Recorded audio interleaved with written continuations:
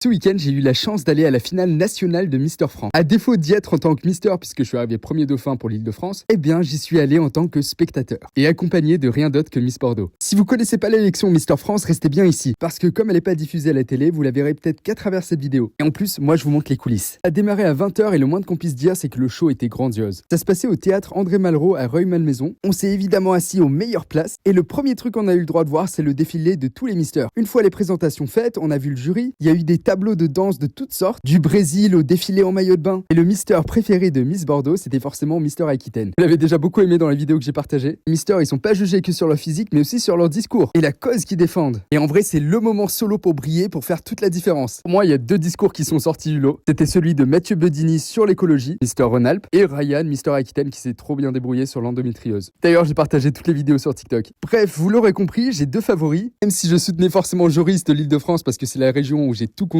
Mais sur 29 candidats, c'est tellement difficile de sortir du lot. Après un spectacle de presque 3 heures, on attendait le moment fatidique. Qui va être élu Mister France 2025 ? Est-ce que ce sera un de mes favoris ? Après une 4e coupure musicale d'un ancien finaliste The Voice, les coulisses de la semaine de préparation rediffusées, c'est qu'à la fin qu'on a eu le droit de voir les 15 Misters présélectionnés pendant la semaine de préparation. Et en fait, ce qui est marrant, c'est que le jury ne vote que parmi les 15. Et le gagnant, c'était rien d'autre que Mathieu Bedini, Mister Rhône-Alpes, qui était un de mes favoris. Abonnez-vous pour la suite.